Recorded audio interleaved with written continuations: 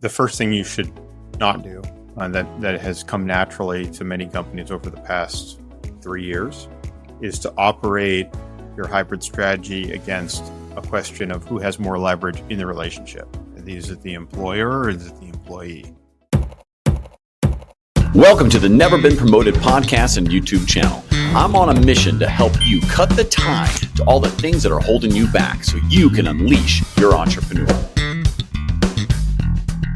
Today, we're joined by John Wichmann. He is the CEO and founder of Gather Sciences here in Alpharetta, Georgia. John, how are you? Great, Thomas. Thanks for having me. Excited for the conversation today.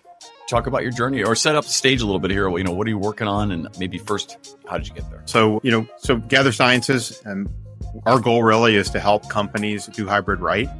And by right, we mean really right for them and their unique and particular needs versus sometimes companies falling into a one-size-fits-all approach to hybrid. And we really, work to help them with that. So, I landed here in terms of launching this company really just out of a love for the problem of companies figuring out how to do hybrid work, or maybe the challenge there with it. My prior company, I had co-founded a company by the name of Maptician. I had come in to help a former coworker of mine who had put together really great software. And we took that to market. That was a workplace management SaaS platform. And that really opened my eyes up to, one, just the challenges around the workplace and utilizing the workplace well and using it as a place to connect. And number two, really the challenges that companies were experiencing with hybrid work. So I guess I managed to do two startups, all toward the most recent part of my career versus maybe when I was younger, although I didn't know as much then. And so I might have done it in reverse order for some. My background prior to Maptician and now Gather Sciences really was around software services, really ranging from early stage companies through large enterprises such as Teradata, where we worked with very large enterprises to help them drive value out of integrated data solutions. So you said you did a couple startups, right? But you made it a very important piece. You took something you'd already had a passion for, you had some knowledge about, and your focus, and it's a big enough market and relevant enough problem to solve to do a couple startups on. Talk to me about focusing on what you know and then repeating. Sure.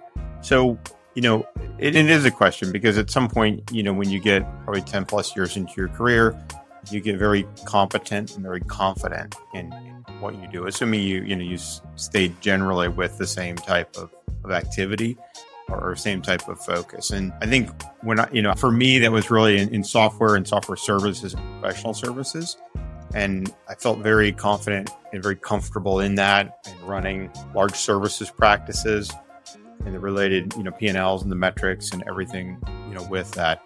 And that was great. It was great for the people I got to work with and the people I got to meet on the client side. And it was a lot of fun. I think, though, that I've always sort of leaned into if there's a problem to solve, and I think I have an angle on helping to solve it, that's very attractive to me. And that's really when I first joined that first startup, Maptician, we felt like, hey, there's an opportunity here to bring workplace management tools down market to smaller companies and also to leverage workplace management tools in a way that they hadn't really been leveraged very much prior to that, which was as an employee engagement tool and to help employees connect with one another and feel more comfortable when they start at a new company.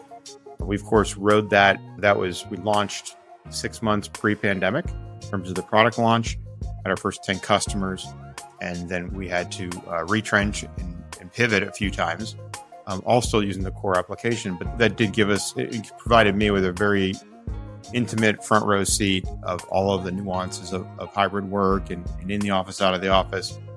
And then I think, again, presented that next problem, which was, hybrid's an amazing, wonderful opportunity here. But companies, at least a lot of the companies I was working with and we were selling software to, didn't truly understand and grasp how much value it could really provide, not only to their employees who could spend less time in the car, but also really for the organization overall. And that is really what led me to found Gather Sciences and build out the integrated data platform we have for helping to solve this problem. How are you using science into how to make remote hybrid work just more effective, more productive, and more attractive for a company to implement and also an employee to leverage like correctly. A top headline of the one thing you should or should not do as, if you're a leader of a company and you're thinking hybrid, what's the first thing I always tell people, what's the first thing you think you should do, but you absolutely should not? Well, I think the first thing you should not do that has come naturally to many companies over the past 3 years is to operate your hybrid strategy against a question of who has more leverage in the relationship. Is it the employer or is it the employee? So 3 years ago, we were all running scared of the great resignation, and employers were letting employees do literally whatever they wanted as it related to the office. I worked with some clients who were scared even to mention the word, return to office to their full stack developers because they felt, oh my gosh, they might all leave if I even mention coming back into the office. And that was sort of the fear that was put into them. The challenge with that, obviously, is that pendulum swings both ways. And now we're in more of a situation where you could say the economy is not quite as solid. Some companies are doing layoffs. And so a lot of organizations, leaders in those organizations feel, hey, I didn't really like that whole situation before. And sort of now it's my turn to apply some pressure and to tell people, hey, you know what, I need you back 3, 4, 5 days. And if you don't like it, there's the door. And that pendulum will swing again. And so really we focus on intentionality and a purpose-based approach. Say the things we do as it relates to choices around what a hybrid program looks like should be based on, something that can be explained clearly to your associates. Well, so how do you talk about the process to get to the announcement? Well, I think one is assessing, what's happening in the organization, what your options are in terms of reasonably bringing people together, and how your organization is growing. I know a CEO who has a very fast-growing organization, and he's very upfront with people they hire to say, listen, we're 5 days in the office. He actually says they allow 2 days work from home, but those are Saturday and Sunday. The point is he's intentional. So as I'd mentioned before, is being thoughtful and intentional and having a real reason. So he says, listen, we're growing so fast.